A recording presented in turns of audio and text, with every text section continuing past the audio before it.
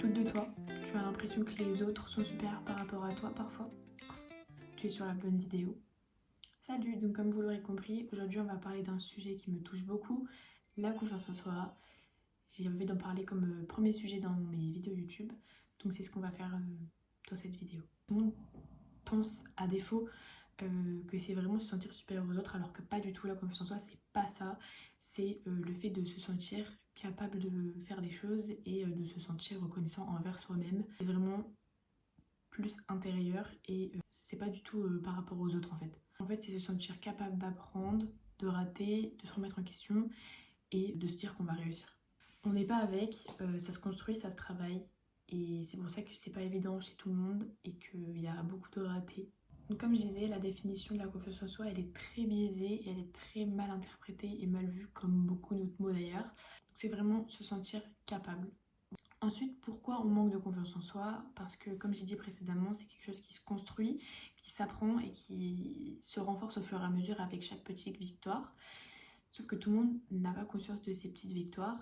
Il y a plein de raisons qui justifient le fait que les personnes manquent de confiance en soi. Souvent c'est à cause de l'éducation, des échecs passés, des critiques qu'on a pu subir, le harcèlement, tout ça, ça joue énormément. C'est surtout une petite voix dans la tête qui répète qu'on n'est pas assez bien. En fait, c'est simplement de la peur. Moi, je pense qu'une grande partie du manque de confiance en soi, il vient principalement de notre entourage, de notre famille, de nos proches, surtout de nos amitiés. Je pense que ça se fait énormément au niveau de l'adolescence, au collège, et que tout le monde n'a pas la chance de vivre dans un foyer aimant. Mais aussi, je pense qu'il y a une cause qui est trop souvent oubliée et qu'on mentionne pas souvent, c'est le fait de se mettre en couple ou d'avoir des relations amicales ou amoureuses très proches jeunes et que ça nous poursuit durant toute notre adolescence et qu'en fait le jour où on n'est plus avec cette personne, on manque de confiance en soi parce que on a toujours été boosté par une autre personne et on ne s'est pas découvert soi-même. Alors qu'en fait, il faut d'abord se découvrir soi-même avant de pouvoir être avec quelqu'un. Je trouve qu'on l'a mal intégré dans notre société et on vise trop le oui, il faut être en couple, il faut se faire des amis, il faut machin, avant de s'aimer soi-même en fait. Bref, il y a énormément de critères qui justifient le manque de confiance en soi, mais toute la difficulté est d'apprendre à récupérer cette confiance en soi, ou en tout cas l'avoir tout court.